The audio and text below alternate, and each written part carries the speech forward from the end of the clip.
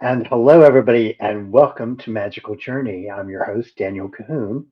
And before we get started tonight, I want to do just a little bit of housekeeping here. I'm not going to do a whole lot because the big place for you guys to go to is going to tell you everything you need, and that is magicaljourney.com. If you have not gone there before, please go see my website, and it will put you in the locations you need for all things Magical Journey. And that includes magical merch, which is your chance to become my walking, talking billboard and let people know about my show. Um, I will tell you, though, the other thing that I want to push on here is, and this is not for everybody, I realize that, but I do have a Patreon. And that Patreon site offers two tiers. There is a free tier that has some limited access on there. And then there's the one paid tier, which is less than the price of a cup of coffee these days uh, on there. Uh, Let me tell you guys, there's some really good content on there that I'll be adding more and more of over time, and it is just going to be on that site. Okay, so do keep that in mind. Now, those are the two things I'm definitely going to suggest you guys go to. There will be links in down below for you to go to and check that out, as well as links to some of my other social media on there. Bear with me, I had a cold all week, so I'm still kind of struggling from that. Um, but that's okay. We'll get through tonight, and we're going to have fun because when I introduce my guest tonight, you guys are going to love this show. I promise you. Um, I felt like I'm forgetting something. I know I'm forgetting something, but that's okay. All right. So without further ado, ladies and gentlemen, I am going to bring my guest tonight to the stage, Harley Owens. Hey, hey, Hey, how are you doing, my friend?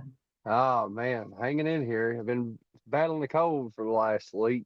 Still a little stopped up, but it'll be all right. I've been taking the medicine and stuff, so it's seemingly working now. It wasn't at first, but hey, it's just a part of the season right now, I guess, when it was really freezing last week, all week, and then this week we're in the 70s. So East Tennessee's bipolar, extremely bipolar. Right. And all the cool kids are sick this week. So that's we're like we have our own club. Yeah. Jim called me Big Papa. Hey, we got Tim Gayhart and Pamela. Hey, Pammy Pam. A little twisted. Good to We see have everybody tonight. Good to see everybody. yeah, we definitely have all of our really good mods in house tonight too. All of my mods are good. What am I gonna say? Yes to all the cool kids. Man, Oh, uh, we love you, Pam. so Harley, not that we need to have much of a bio on you, but give us a little bit about whatever you want to talk about tonight, but definitely promote your what you got to promote social media wise tonight as well. Yeah, you can find me on most social media platforms: Facebook, X, Instagram, TikTok, Instagram, Bigfoot Reports and Data. And for those that don't know, I am also associated now with a TV channel, Channel 12 TV network. It streams on Roku and different things like that. And you can pay $9.99 a month for a subscription to our channel. The show I'm specifically on is North Carolina Investigates. And for those that don't know, North Carolina Investigates, that's a research team that I'm a part of with members, including myself, Robert Effler, Tim Dills, and George Lunsford. And it's pretty much going to be like how my YouTube channel is laid out, filming boots on the ground research and stuff like that. And that's pretty much what we're doing is we're taking it and we're filming it and we're bringing it straight to y'all, uncut, unedited, all that. It's great. It's going to be great. Wow. See, now you got me. Okay, I'll put it in the budget somewhere because I want to see that. Yeah, it's awesome, and we do our live shows like Friday and Saturday now, but it's awesome. It's awesome. I love doing it, and actually, our producer, his name is Randy Stewart. You probably know him. He used to be a wrestler back in the day, Rockin' Randy. Oh wow. Yeah. He has a big radio station out of Las Vegas. Well, so you guys got some. All right, all right. So we're going super pro there, huh? Good Yeah. deal. Good deal. So get us up to speed on what's been going on lately with your research. I know there've been uh, not like huge amounts of time out there on the field, but you've been able to do some. Yeah. From December 21st until February 5th, just 2 or 3 days ago, I hadn't really been able to go out because my wife, she had 4 surgeries in one and she's still healing from that. But I got to go out a couple of days ago and I hiked around a new area.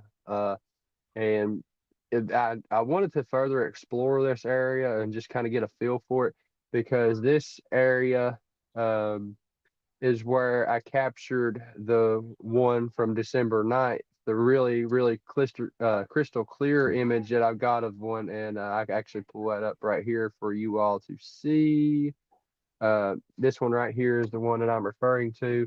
So this is a new area that I've been scoping out and checking out, and I've still got to go back through my back trail camera footage, but I've been scrummaging around through the pictures that I had taken, and I've got a couple things in there. I've sent some of the stuff to Daniel because some of that stuff is kind of odd, and I want to get another opinion on some of this stuff, and get another pair of eyes because some people can see what others can't.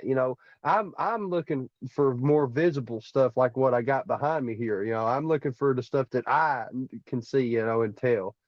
I don't really dig too deep into my photographs. I just look for what's obvious. And, I have some stuff that I'm just like, well, that could be something, and I keep it safe.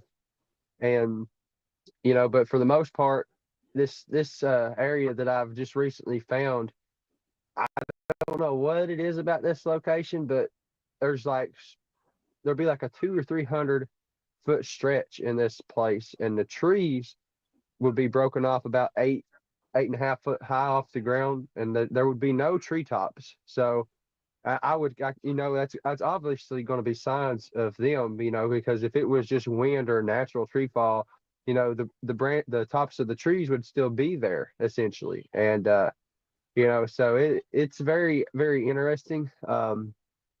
I know that I found a nest, and I think I could probably pull that up on here too. I think I have a picture of it on this. If I don't, yes, I do actually. It's right here. As you can see, these laurel branches are all twisted over and bent. And you can see right here, that's a big opening that goes in. Now, I got in there and I laid down and I had plenty of room to move around. So, I mean, clearly it's something very, very large has been going into that location and using it for a shelter. I mean, what's even more convenient is right on the back side of it there's a creek that runs through there. So, I mean, I mean, there's water and they got shelter, and I mean, obviously there's going to be food, but I mean, they eat bark and stuff like that, meat, because they're omnivorous. So it's an excellent, excellent source of cover for them to hide in these mountain laurels. And here's another, this is a big arch that I had found. And you can't see it in the picture, but on this end of the arch, they have a broken off tree top and they have it placed on the end of it to hold the arch in place. Oh, wow. Yeah, it's pretty wild. Let's see, I've got something else I can show here. Yeah, this is a peculiar one. So this was one of the smaller structures that I think the juveniles made, because right here in the center of it, it's like tied together and twisted, and like with the Yeah. smaller branches, it's tied in there, and it's very sturdy. I took it and I tried to shake it, and it's a very very solid little structure, and I think the little ones do that to test their skills and just try and learn from the adults. Wow. Now, to put it into perspective, when you say you have room to move around in there, so how tall are you? 6'6". Yeah, okay. So, and like by no means is like Arlie is pretty like relatively thin for his size, but I mean we're talking about a dude who's like 6'6". Okay, we're not talking about somebody who's like 5'5" or something like that. No. So when he says he has room to move around in there, that's kind of Hey, substantial. I had plenty of room and then some to move around. Yeah, And that's substantial. this is something that recently that I have just found. It's an X. So if you can see, there's a part of a tree going from left to right, and then a part going from right to left, and it's an X. And then right here in the middle of it, it's tied together with the Wow. branches. It's tied in there. So that was really awesome to find. And then of course I found these rock stacks, and they're always in Right. threes. They're always in threes. Why the Sasquatch really like to associate with threes, I have no idea. Because like when I would do the rocks, I would stack rocks in a certain way. I'd put like a big rock and then a small rock and then a smaller rock. So I would just rearrange them in different patterns. And then like I would add an extra rock in there, and and they would always remove one of them, and then there would just be three left. So why they really associate with threes, I have no idea. But that's just their thing. Well, I mean, it, it could be almost a type of language in a way because I mean, three is significant to a lot of things. Obviously, the Trinity, but there's other things too related to three, and then three, you know, to the power of two is six, and to the power of three is nine. So those numbers are like. Wait a minute, did I say that right? Yeah, something like that. You guys know what Yeah, I'm I talking have about. no, I have no idea what you're talking about, but I'm agreeing with you. Well, I mean, you got like three, six, and nine. Those numbers are all very significant in, Right. even in like, if you really want to dig in to the significance of it, like check out the references in the Bible to those numbers. Three, Oh yeah, six, and three, yeah. six, and Three, nine six. is all through. Yeah, Yeah, all through the Bible. So it's yeah, very possible. I mean, that could have something to do with that, yeah. some type Maybe. of language involved with it. Yeah, Um, absolutely. yeah. Yeah. Wow. Good job, Yeah. Jim. Good job, Jim. Yeah. So it's very interesting. Um, the tops of tree things. So this is one of the things that has been coming across my desk a few times lately is the fact that there's physical proof that these things, as big as they are, do wind up climbing trees. Hmm.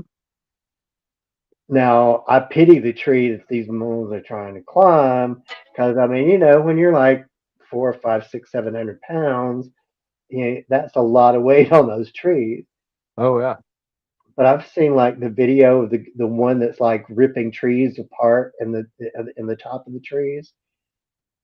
Have you seen the video from like Canada or Alaska where this guy's filming across like this big valley and you can see these trees being ripped up, and if you look close you can see a giant figure? Yeah, that was crazy. That's a crazy video.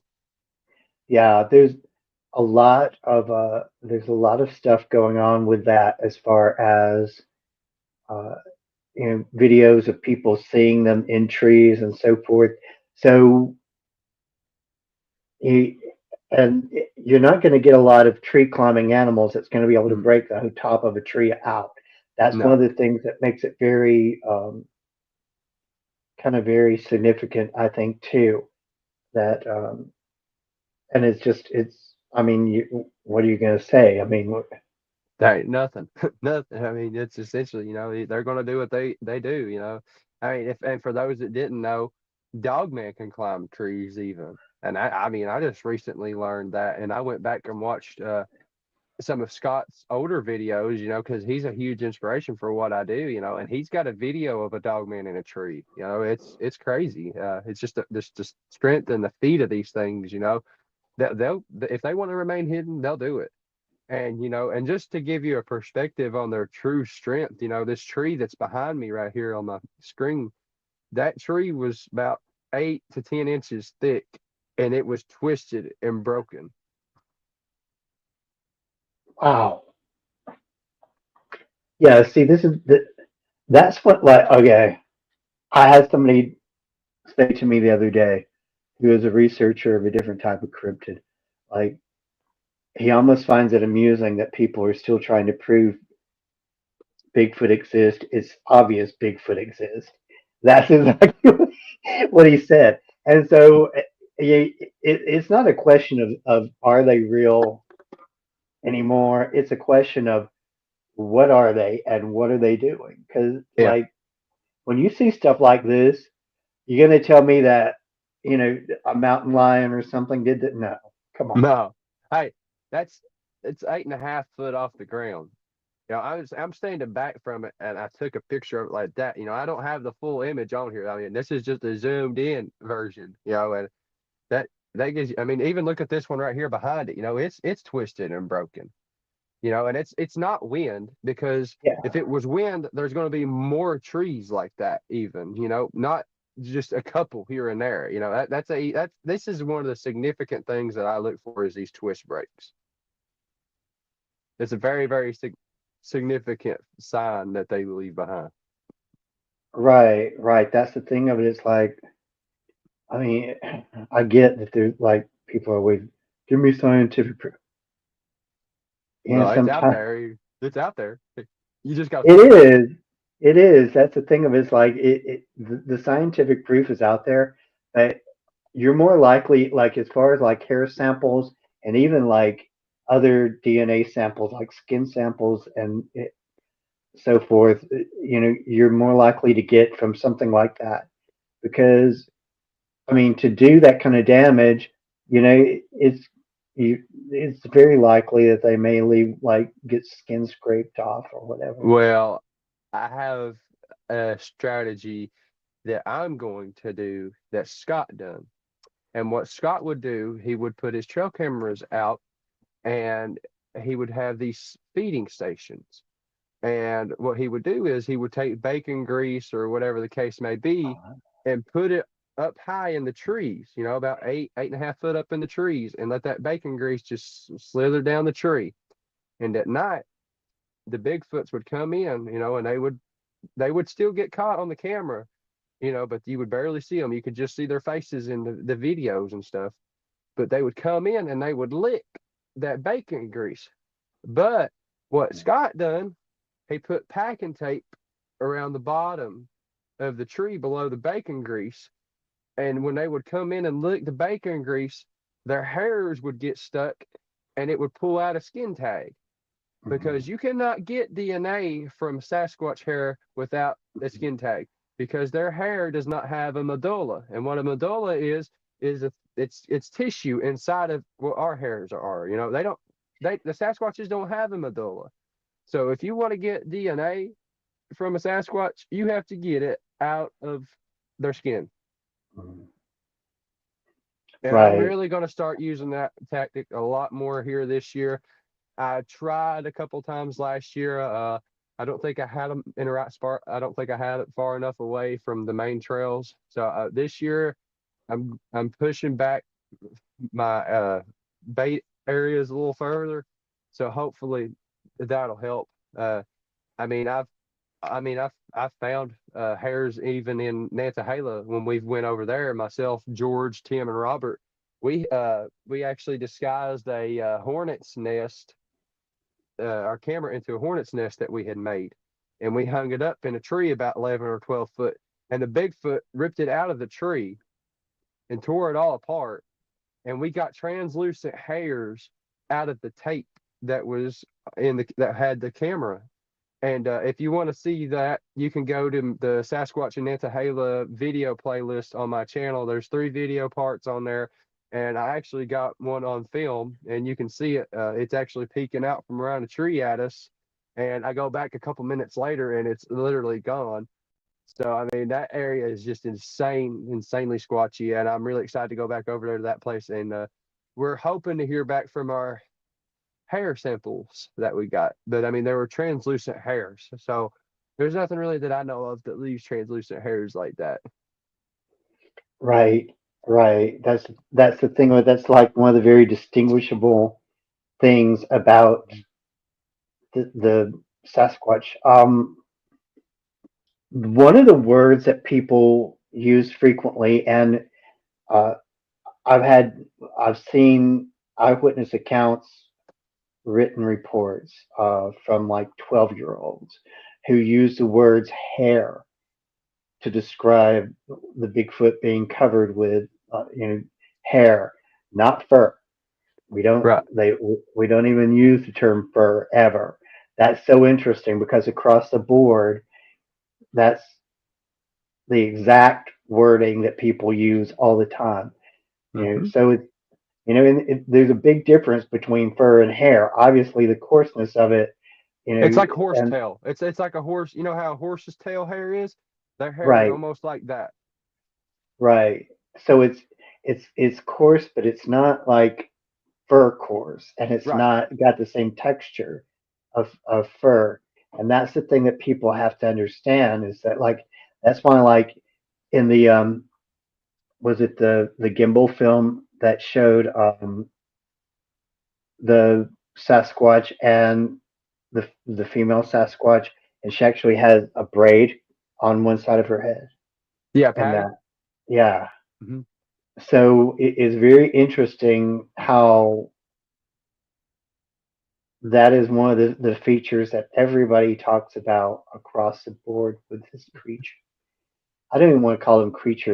I think they're actually A being. a, a being, another type of humanoid in a sense. Well, did you know Um, there was another one in the footage? wasn't there somebody had pointed that out to me at one point that there is another one in there. Yeah. Mm-hmm. You catch a brief glimpse of it at the like it's towards kind of the beginning of the video. You catch a brief glimpse of it. You see a big face right there, and it's I mean it's plain as day. Wow.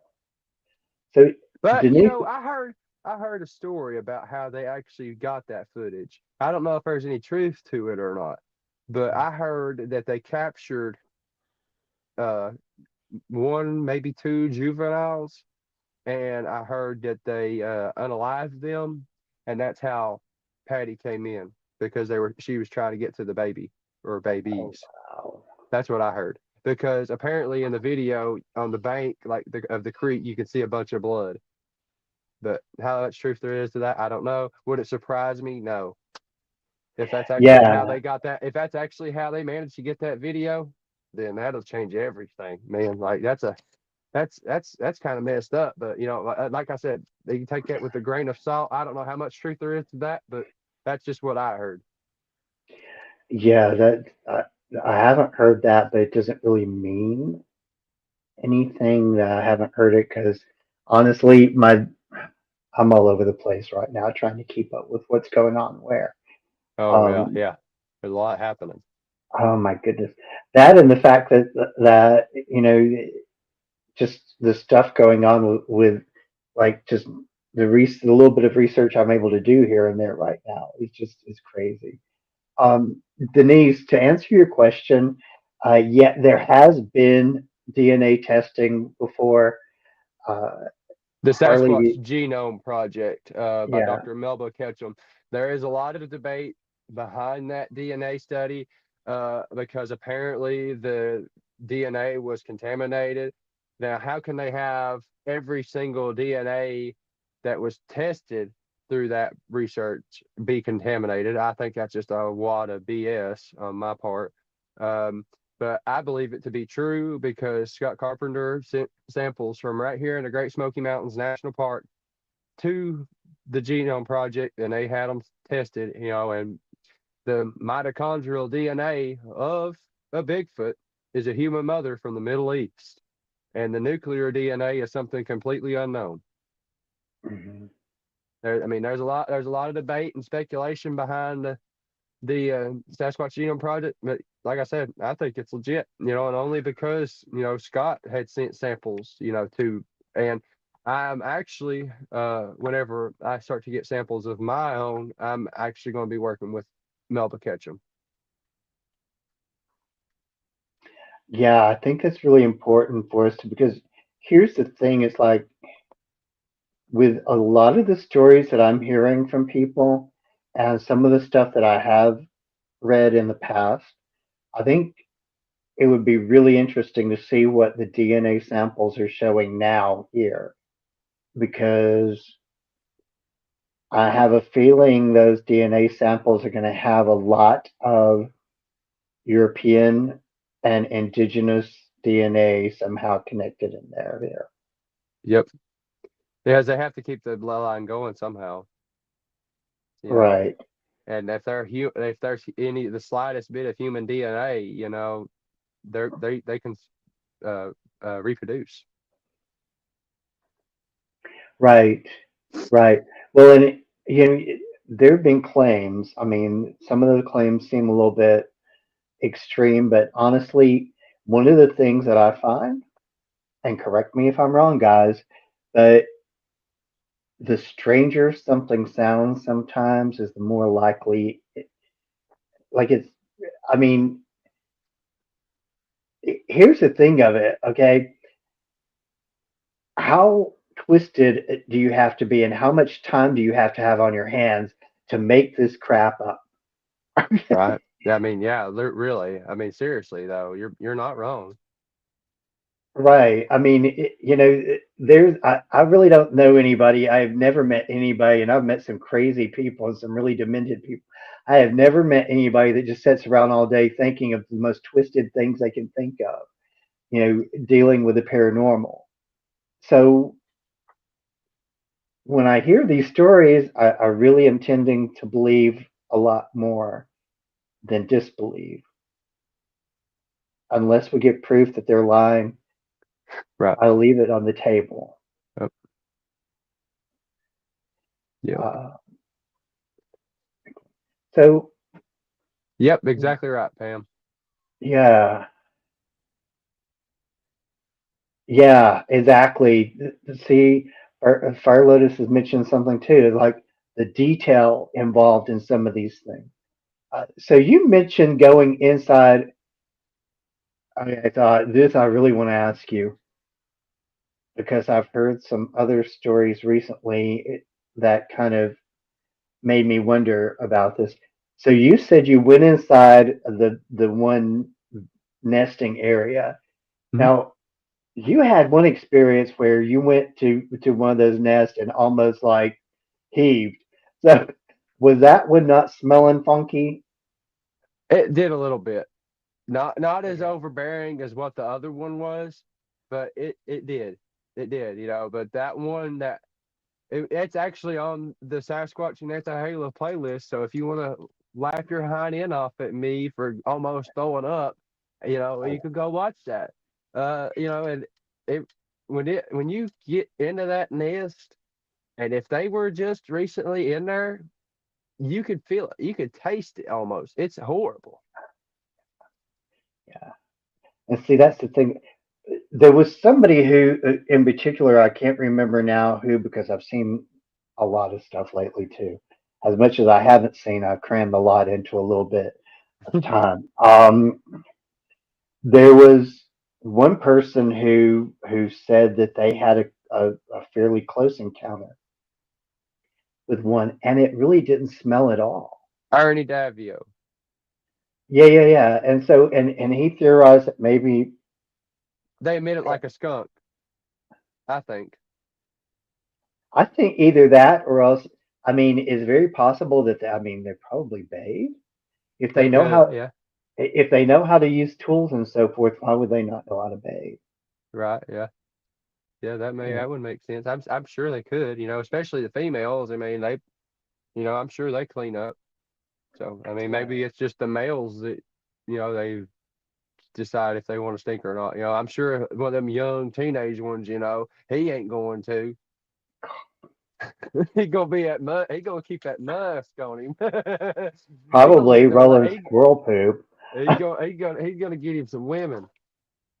right? I mean, that's the thing of it's like we have to assume that if they have certain traits that show a level of intelligence and understanding about how to use things that they have other traits very similar to ours too. So honestly, I agree with all of what you just said because of that. Because I mean, teenage youth. I mean, look, Yeah, so those were the days. right. So I mean, you have to accept the fact that it's very possible they probably go through a period of puberty. In a sense, we don't know for sure, but if there's Right. human DNA there, I'd say it's a possibility. right.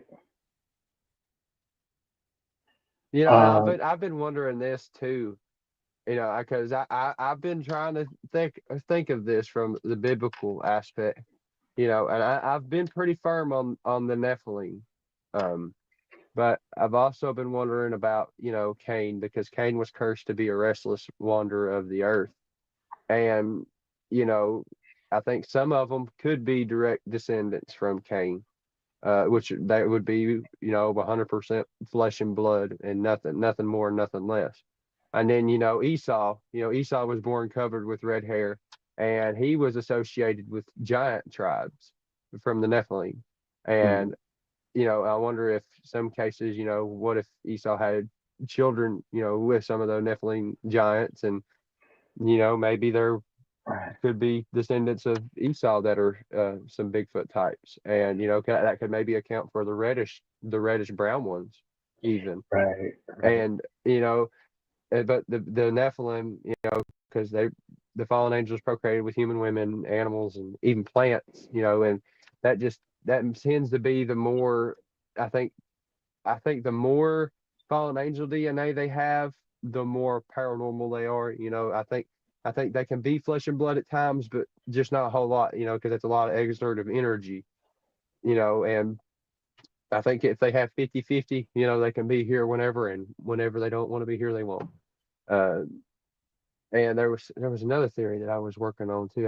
I was getting ready to talk about it, and my mind went blank. I can't even remember what I was going to talk about. I get so excited about talking about this stuff, I get too far ahead, and I have a brain fart. Oh, I know. I feel you. I feel you on that a lot. Yeah, your excitement about and your passion for this is one of the reasons why doing interviews with you can be really fun. Um, this Kane's year, wife. I don't yeah, I don't remember who Kane's wife was.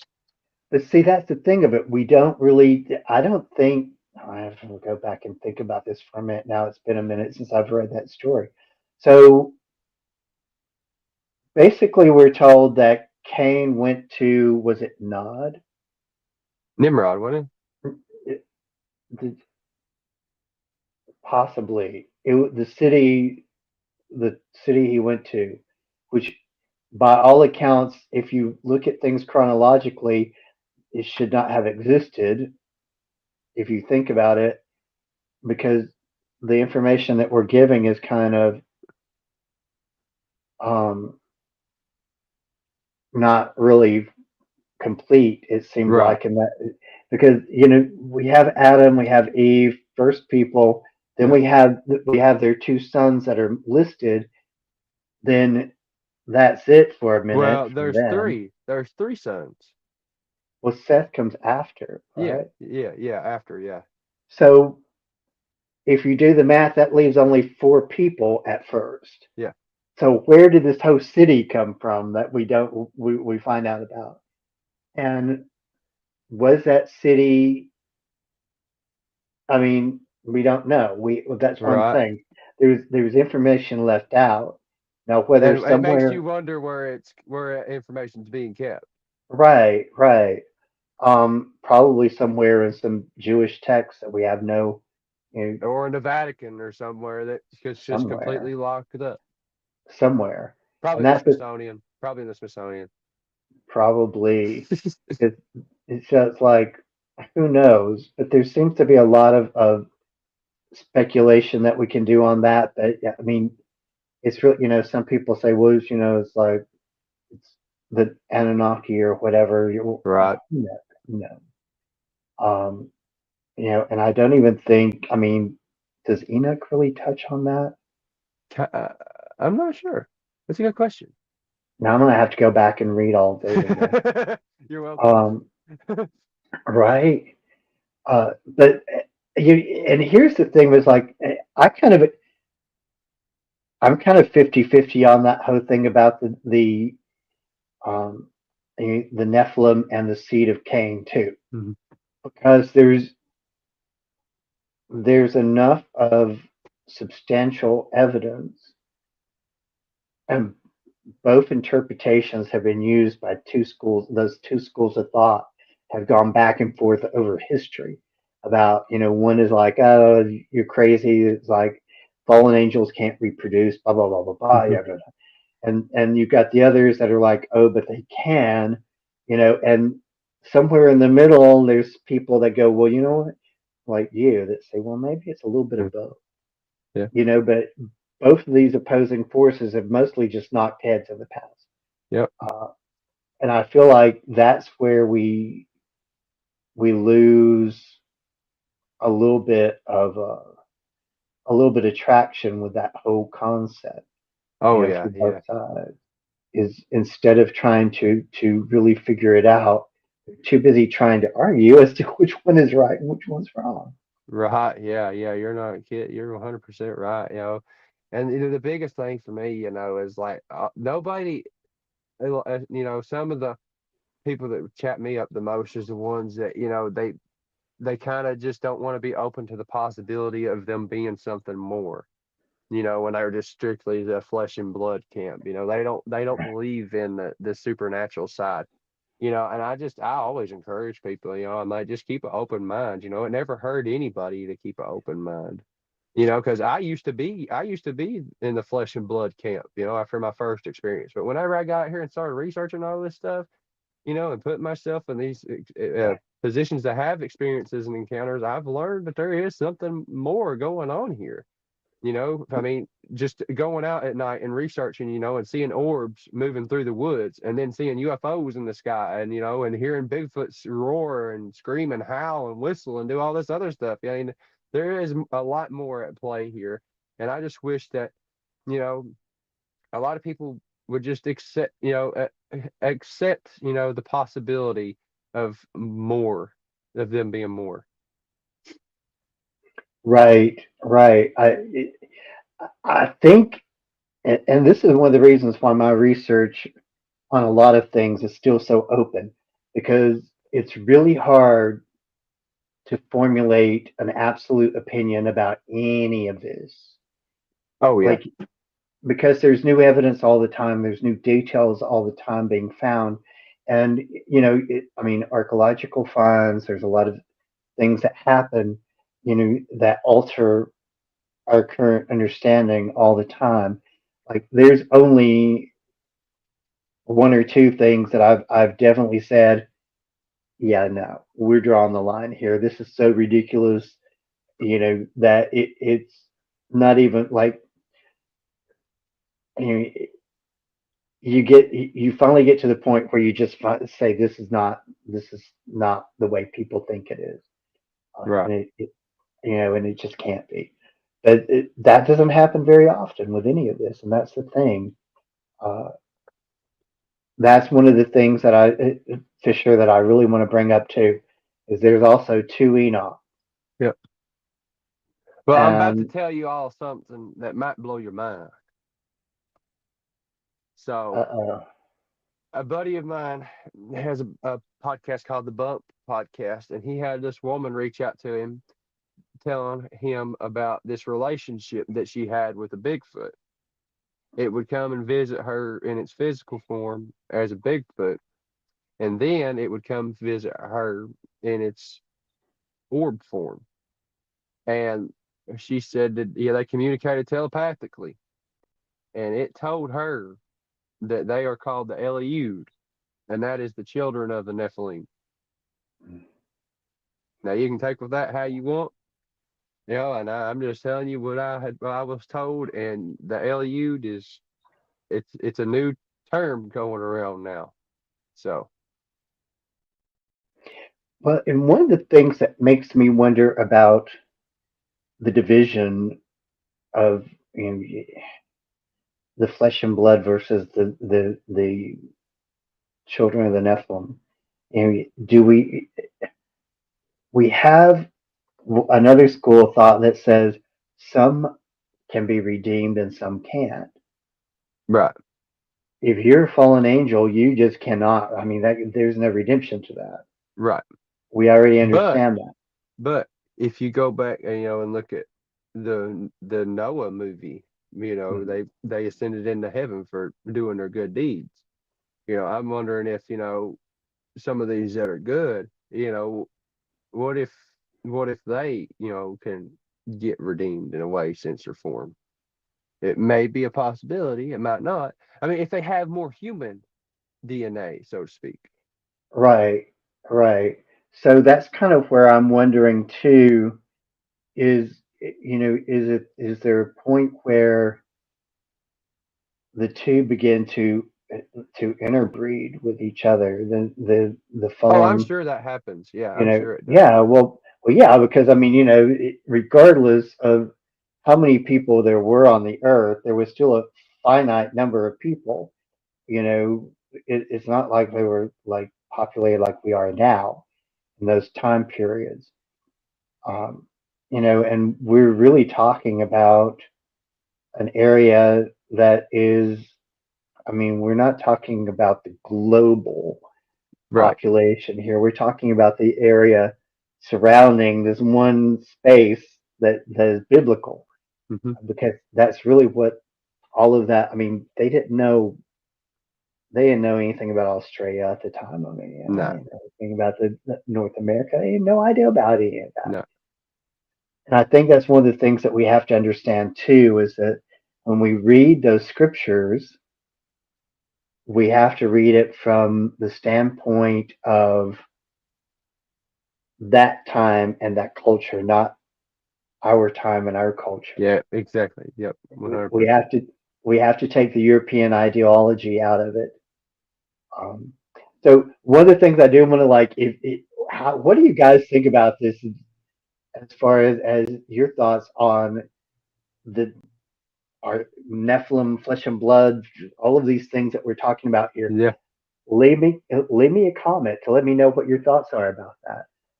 yeah, Um, yeah. yeah, because I really would like to know what you guys are, where you're at on this, because there's a lot of different ideas, and that's good. That's Mhm. good. Somebody may be able to enlighten us on something that we haven't thought about before. Yeah, yeah, yeah. It may bring a new theory or rhetoric or different point of view on what's actually, and maybe we can vivisect between the lines, and make something else happen. Right. That's one of the things that I think people don't get is that there may Oh, be that. What? I was reading Fisher's comment, or he said, unless you look into Eden was actually in America. Yeah, that's a rabbit hole. And Oh USB wow. and USB and New Babylon. Well, Yeah. huh? Well, it depends on who you ask, because Right. if you ask certain people, the United States is the new Zion. So yeah, like Yeah. there's more than one group actually that believes that, but there's a big group that believes that. They shall remain nameless tonight. But and I got to thinking, I got to think about this. What if, like Hercules and Zeus and all those, what if they were Nephilim? well, that's one of the things I've wondered too.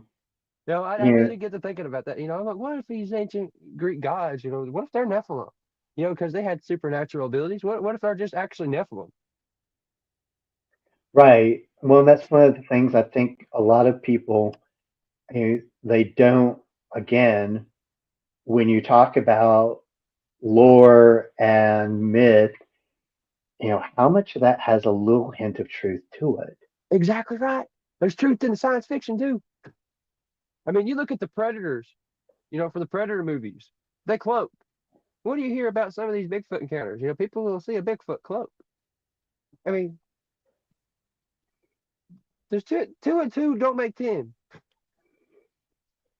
It's pretty wild, man. And then you look at these depictions of the werewolves in movies, that's spot on of a dog, man. Right, right. That's one of the things that I find very interesting about. Yeah, let's camp on Dogman for a minute here, Oh because boy. I mean, you've had a little bit of a thing with Dogman in the past.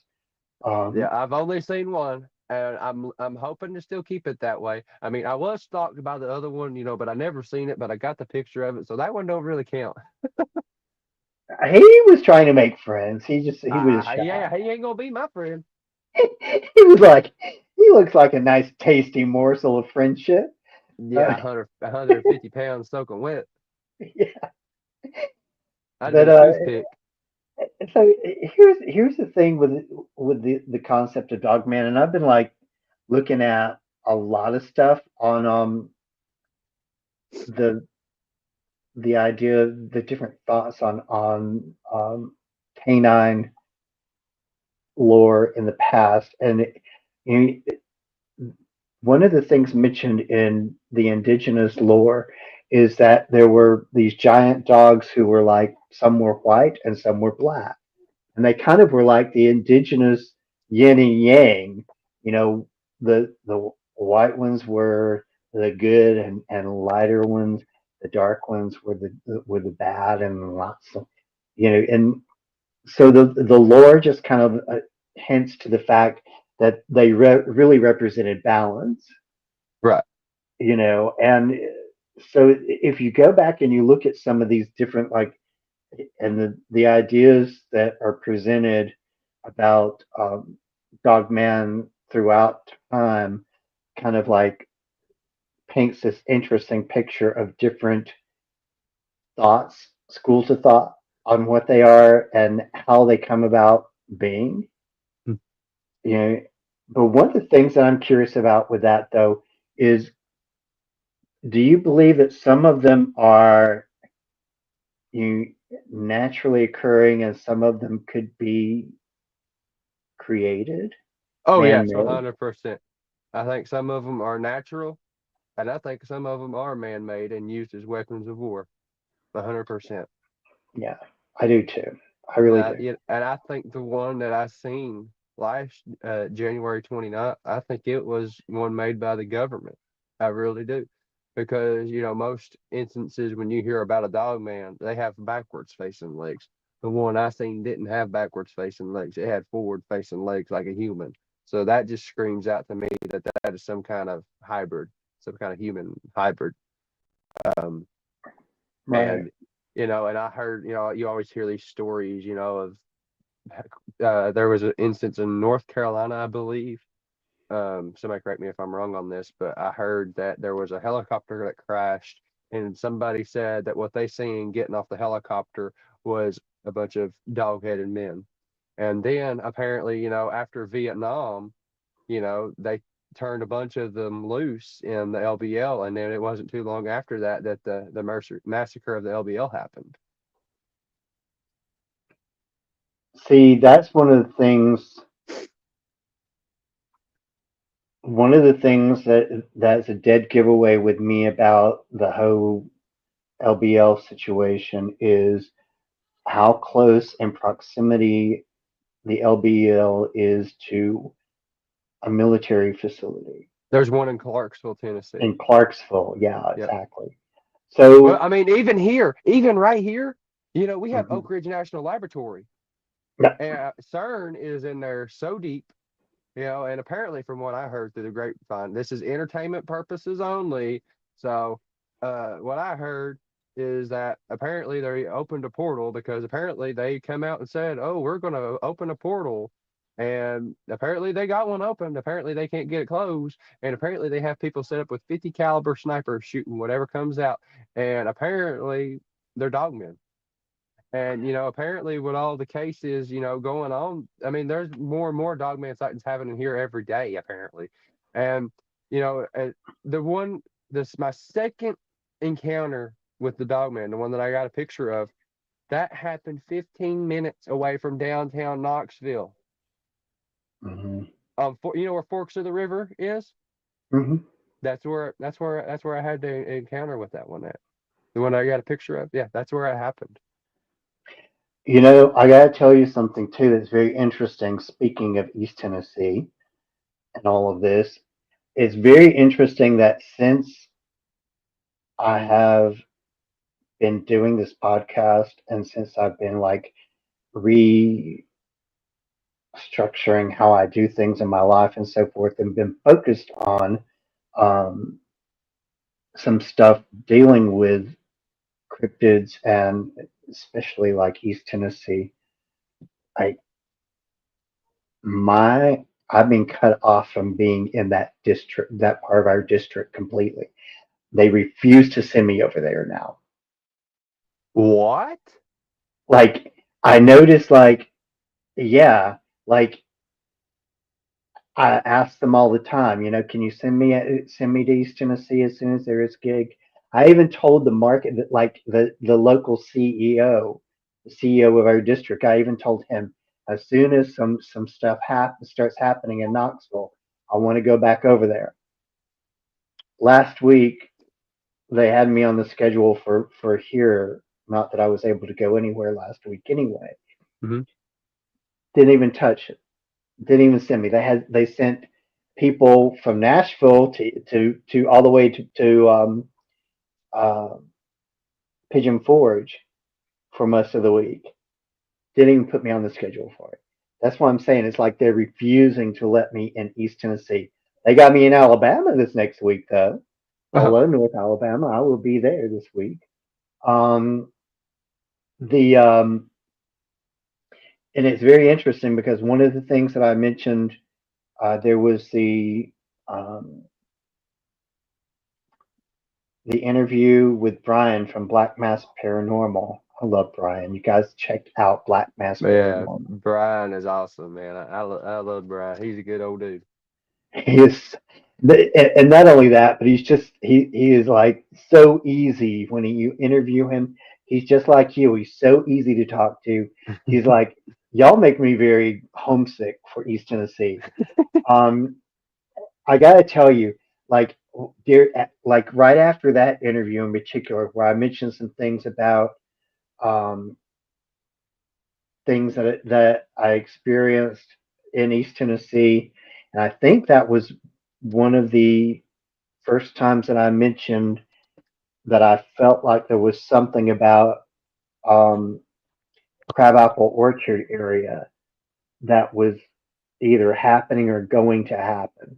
That's not been made public yet. The Crab Orchard, Yeah, that's like on 40, right? As soon as you come yeah, up the mountain from Kingston, yeah. Yeah, Yeah.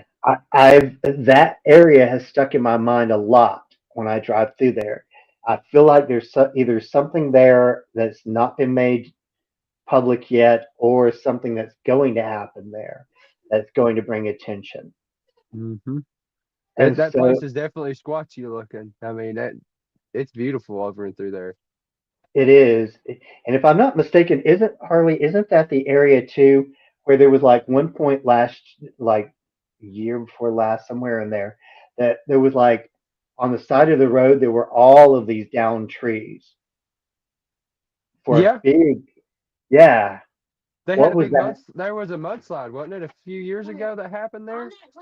This was like in the last year or two.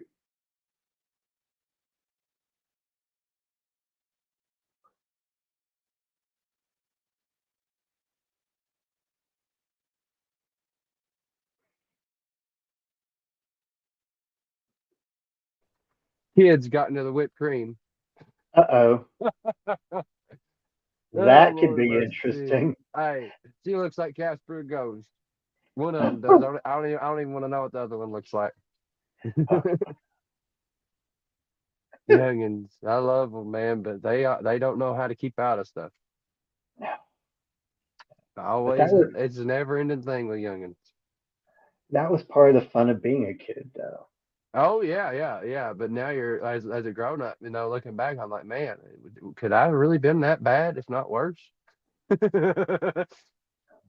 I remember some of my fiascos as a kid.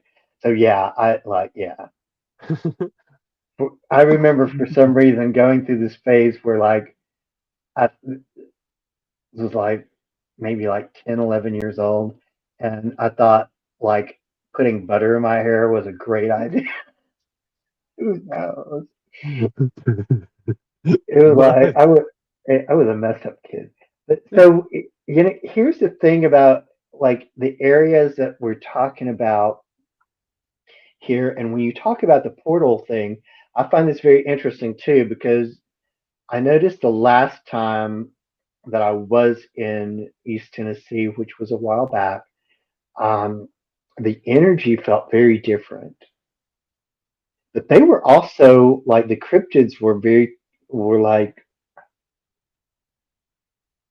like they try to communicate with me all the time through mind speak when Mhm. regard like to put it into perspective where I'm at, like I'm right outside of like on the outskirts of Murfreesboro, so 30 minutes away from the cedars of Lebanon, Mhm. like less than a mile away from La Casas going toward, like when you're going up, you go to La Casas to go toward 40. I'm like less than a mile away from that part of La Casas. Okay. So like where I am is like the last kind of stretch before you get into country area. And one of the things Daryl Denton was one of the people who told me said you were like literally right there at where the hotbed starts at. So I'm always getting weird, sporadic messages, images, Mhm. and stuff all the time from them. But one of the things that I noticed, like the last couple of times that I did go that way, is the uptick in their communication. Yeah, I don't try to do the mind speak. That's just my choice. Yeah, and I don't try to do that. Just in case if it's not them and it's something else. Because I'm sure demonic stuff can try and pretend to be something else. I don't. That's why I don't try to do it. I'm really honestly, next time I see one, I'm going to try and communicate using sign language. I am, and I think that's the next step. Ultimately, communication is the next step. But for me, I'm not going to do the mind speaking. I'm going to do it in the hand communications. And me and I've been talking with Ernie Davio, and he was the one that had the experience with the one, and it communicated to him sign language. And I ultimately think that's the next step is communication by using sign language. I would not normally suggest mind speak to just anybody, and Yeah, but yeah, that's I yeah, that I will tell you though that like as far as how like knowing that the channel is pretty clear for me, um, I'm very protected. mhm, So I don't worry about negative energy coming in because there's only so many things that can get through. Okay. right. The funny part of it with me, and I don't mean haha funny, but funny strange, is that I don't really seek them out. They just kind of come to me. They're like, hey, Well, I you mean, know, that's how they are with me on like my videos and stuff, But right. I mean, sometimes they'll run across in front of me, but and it's just how they are. I mean, they don't talk to me. Yeah, I talk to them. I talk to them in English and in Cherokee. I've been learning Cherokee, so I mean, Oh I talk wow. to them. I always talk to them. That's the first thing I do. As soon as I step out of the vehicle, I yell, "Osio Siatanka." That's hello, great forest elder. That's always what every time I get out of the vehicle, I always yell. It would be interesting to see. I'm kind of confused about this whole thing with the so-called samurai speak or whatever they want to call it. Hey, I've got a story for you. So December 12th, I casted the footprint that evening. I got out a little later than what I wanted to. I was casting the footprint that I found, and it's starting to get darker. And I'm sitting there waiting for that cast to harden. It's already been about 40 minutes, and I was waiting for right around an hour to pull it up. I could hear two sets of bipedal footsteps coming towards me, and I'm standing there at that cast, and I'm like, okay, all right, and them footsteps are getting closer, and then they just stop. And I'm just sitting here like, okay, what are you going to do now? And I could tell when they were coming towards me, I could tell one of the sets of footsteps was heavier than the other. And I'm sitting here and I'm like, now this footprint that I'm sitting here at looking at that I've had casted, it was about 15 inches. And I'm sitting here and I'm like, okay, what are these two going to do? And I knew there was two of them because I could hear two different sets of footsteps, the heavier ones and the lighter ones. And I'm standing there, and all of a sudden, I hear blah, blah, blah, blah, blah, blah, like a deeper, like it's very deep. Blah, blah, blah, blah, blah, blah. And then I hear like a lighter set of blah, blah, blah, blah, blah. Like, and they were going back and forth at each other. And I'm just like, I'm like, is this big one chewing this small one out? And they were going back and forth. And I'm like, and I got to thinking about it, and I looked down at the footprint, and I'm like, this big one is chewing this small one out for leaving this footprint and for me finding it. I said, I guarantee you that's what that big one's doing. Yeah, I mean, they were arguing. And I was like, okay, so I just need to go. I left and I came back the next morning. The footprint was gone. Wow. They stole the cast. And I was like, well, okay. But it was just so funny to me that that big one was chewing out that little. And Mm. that's the only thing it could have been because it just, the one sounded deeper and then the other one just sounded like a younger one. It was just the tone in their voices. You could tell that there was like an age gap, or it was either that, or they were trying to figure out what in the world I'm doing in there with their footprint about to pull it out of the ground. It was wild, man. That was the craziest samurai chatter experience that I've had so far. So Because yeah, any other time I hear I'm hiking up or down the trail and it's far up in front of me and I'll hear it and it sounds like more hikers coming, but then I'll get on up and there's nobody there, which most of the time when I'm out there anyway, it's normally just me or unless I run into Mike, my hiking buddy that I run into. so I'm really curious to know then because there was one recording that I heard somebody put up that everybody was like, "That's a hoax recording," and because The one, wait, wait, wait, the one that he's talking to it, the one that he's talking to it. there's the one where like it says something in English at the very beginning, and then it says something in English at the very end, like one word. I think it says brother or something like that, and then starts in samurai stuff, and then at the end it says like one or two words in clear English.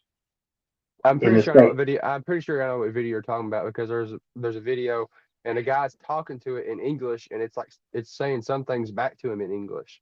And actually last night on our live with me, Josh Smith, and Daniel Hamilton, Josh played that audio last night and Daniel didn't listen to it. And I was wondering why is he not listening to it? And Daniel came clean. Daniel said that exact sounds right there is what I heard as a kid. Daniel was getting emotional. That is exactly what Daniel had experienced when he was younger. I could tell it Hmm. tore him up because that exact audio clip, it had Daniel tore up. Wow. Yes, Sasquatch Ontario stuff. Yes, yes, that's it. That's it. Good job, Jim. Good job, Jim. That's it. Dang on, Yeah, Jim. You're on fire tonight. Good job. it really is. The thing I know that whenever they communicate with me and mind speak, they they do it in English. Their English is not that bad either. This actually some of them speak better English than some of the people I know. Well, I've Um, had one tell me bye once, yeah. because I always tell them bye when I'm leaving. And there was one day I remember I was heading back to the car, and I think it was like in August. I was going back to the car, and I was getting ready to get in the car. I was throwing my backpack in, and I heard words say "bah." It was really distinct. It wasn't like bye. It was like bah. Mm, It was crazy. wow. Yeah, and there's some people that even theorize that like whenever they're when they use mind speak, they're working in the higher levels, so it translates. I don't know. I don't know. I really don't. I don't have the answer to that. What I Right. do know Well, is we I've got to understand each other. I've got to wonder in this too. I wonder if they can speak in like a Hebrew Native American tongue. Or even an angelic tongue. Exactly. It's like I don't know how many people are going to go through the woods speaking in tongue Right. Yeah. to talk to But I mean, it's a a possibility. Sasquatch. It's a possibility. Yeah. Right. I mean, none of this is things that I would rule out. Again, when we do, when we contemplate these ideas, when we contemplate, how to go about experimenting with things and so forth, and what to experiment, I think we need to like really take note of any intuitive thoughts we have, any like random thoughts we have, and Yeah. go with those sometimes because you don't know until you know. Exactly. But you have to listen to your gut sometimes too, though. If you have a gut feeling not to go in somewhere, you got to listen to your gut. Right, right. Intuitive feelings are very important. You can't just like go willy nilly because you will fall into that hole before it's over with if you're not careful. Oh, oh yeah. Um, so one of the things that I really want to kind of bring up here before to kind of bring us back to rounding out the night. Um, what are your future plans at this point with Whew. your research? I know that's a big deal. Give us some idea of things that we can look for to kind of tease people into watching your research even further along the way. Oh yeah. I mean, it just more beautiful scenery. I mean, you can't beat the Appalachian Mountains right here in East Tennessee. And that's another thing for me too. I'm kind of like bringing a hiking perspective into this. Along with the Bigfoot research, and I enjoy it. And the biggest thing for me is getting more technology to utilize. I have a drone, I have the trail cameras, and it's just I need a I really need a thermal. But I mean, there's still some other things that I want to test out and try. I'm gonna initially put out audio recorders as well. I'm gonna start doing that, and I'm just gonna be trying different theories. Different testing things. I've thought about utilizing a 360-degree camera system. I have a camera on one side of the tree and camera on the other, and I would virtually have a 360-degree view in a sense, but I have to get the cameras with the 180-degree field of view, but that's not going to be too big of a deal. I can find those easily. But I think I'm gonna make it happen, and I'm gonna start using a triangle camera system. I'm gonna have a camera facing another camera, facing another camera, and then in the middle, I'm gonna have a feeding station where I'll have the tape set up to try and collect hair samples. So I'm really excited about that. And I've debated on trying to figure out a way, and because I know there's dogmen in this location, it's just a matter of trying to figure out how I can entice them in, um, without drawing in bears or mountain lions or a black panther. So it's gonna be a lot of testing and a lot more miles hiked, and uh, I'm ready for it, and I'm really excited. So, and I will say this, I have a lot of events planned for this year. So there's coming up in March. I have the I have the screenshot right here. Hang on a second, I can read it to you. I have an event in Georgia coming up. Let me find it. The event in Georgia that I will be speaking at. Well, I just had it right here. Hang on a second. Where'd it go? I just had it. I just had it. I just had it. I just had it. I just had it. I gotta find it. The event in Georgia that I will be speaking at is the 2025 Georgia Bigfoot Conference, March 21st through the 22nd. On a Friday is when they're going to be having a round table discussion and all that. And it's Saturday at 9 a.m. at Piedmont University, Demarest, Georgia. At 9 a.m. is when it opens. We'll be there, myself, George, and Robert, and Tim. So that'll be March. That date again is March 21st through the 22nd. It's a 2-day event, but the actual conference is the Saturday, the 22nd. And May 3rd in Townsend, Tennessee, I will be a speaker at that event alongside Maria Mayer, Martin Groves, Adam Davies, Greg Ogles, and so many others. So I'm really excited for that opportunity. They're going to point me as the Smoky Mountain guy, so I'm really honored for that. So I'm really tickled. And later on this year, I will have a research booth set up at the Tennessee Wildman Conference, and I can't remember where it is at. Tennessee Wildman is in. Can't remember where Tennessee Wildman is. Hang on a second. Tennessee Tennessee Wildman. Wildman, McMinnville. Yes, McMinnville. Yes, that's it. Yeah, it's in McMinnville. Yes. Right. So let me ask you this right quick. So when I look at the map, it looks like Townsend is still on the same side of the Smoky Mountain National Park as Maryville is. Is that correct? Yeah, yeah, yeah. Okay. You don't So have to actually like go up into the mountains. okay. So I will say this: I'm still debating it because there's several things that are on my list to look at going to this year. But there's a very strong possibility that I will be at the Maryville event. Definitely, I already got the ticket for Wildman.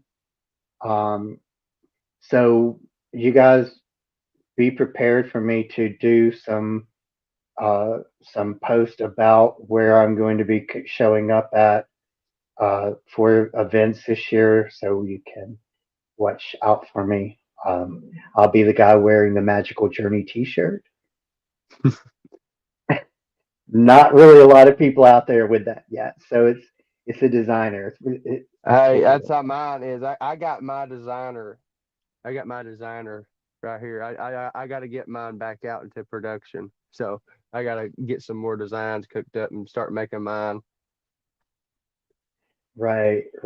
So that one is definitely one that I'm highly debating on going ahead and doing this year, and I'm leaning more toward it because it's a lot easier accessible than I originally thought. Um, so there's a list of places that Harley's going to be at this year, guys. Please go check him out. Your chance to see him face to face. And there's some really good speakers going along with him, so a Oh good yeah. chance to meet a lot of really interesting people. I can tell you now, Wild Man, a really great way of being able to get to have time to interact with people. It's not a huge crowd, so Oh, you I'm have more excited for it. opportunity. I'm Yeah, excited for it. Yeah, I'm gonna have an actual research booth set up. I will at the conference in festival in Townsend. I will have a booth set up there, and I'll have some of my stuff. But I got to get my hind end in gear so I can have more for the Tennessee Wildman. I'm hoping to have a lot of stuff at the Bigfoot Festival, but I need to get more for August. So I got to get my hind end in gear and get some more good stuff. But I like I said, what I've got already, I mean, it's phenomenal. I mean, I've got a footprint that I cast there, and I've got all kinds of other stuff. So I'm just really blessed. definitely so. I'm excited about all these events this year. Um, and I'm excited about the fact that you are going to be at least one, maybe both of the ones that I'm going to I'm be gonna doing. be it too. So far, I Yeah. know for a fact that I'm definitely gonna be speaking at the Smoky Mountain Bigfoot Festival in Townsend, and I will be at the McMinnville one. And yeah, those. And then, of course, the one that's coming up in March. And then, if there's more for me to show up at, then I'll be there too. So we'll just see what happens along the line. Good deal. Good deal. All right. Let's go on then. I'm going to go on and wrap it up with us today because we're like right Oh at yeah, the hour and 15 mark. But I appreciate you coming on tonight and thank you very much. it's always a great time, Daniel. I really appreciate you and appreciate everybody in the chat tonight. Pamela, Scott B, Jim, and so many others. We appreciate y'all, and Yeah, it's smash that like button, subscribe, and make sure your notifications are on. 100%. 100%. All right, Harley. Again, I appreciate it and thank you very much. I Uh, appreciate you, Daniel. bye. Bye.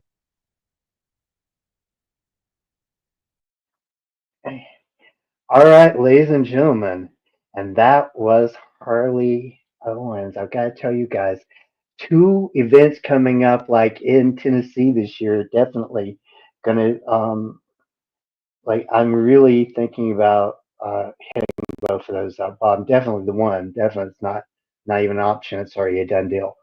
Um, thank you guys for tonight. Tonight, like I literally hit the a peak point of tonight with like 1920 people coming into to uh, see the show. That is like a big number for me right now. So thank you guys. I appreciate that. Um, please, if you like tonight's show, leave a comment. Don't forget to like, share, comment, and subscribe. It's always really good to have you guys subscribing to me if you coming back time and again to see the show. Um, do not forget Tuesday will be a recorded drop. It's already saying they're waiting to happen. I'm not going to give it away. You guys watch for it because I'm kind of mean that way. Uh, I will be working on the show for Thursday's Paranormal Files this weekend also. Notice the change. If you have not seen the latest Paranormal Files, go back and look at it because I changed up a little bit about what I'm doing. I'm actually adding visuals to things now. So these take a little longer to see. So go check out my hard work and tell me what you think about it in the comments on that one, okay? And of course, next Friday, we have yet another live. Again, my mods and I are going to start working on promoting that one out right after today. So you'll find out then when we're going to be doing who we're going to be talking to, what we're going to be happening. All right. I love you guys, and may your journey always be magical.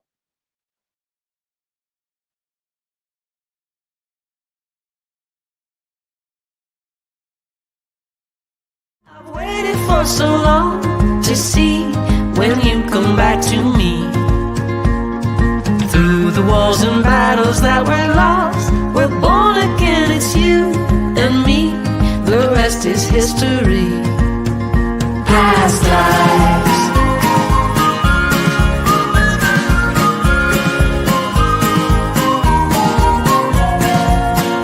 Past lives.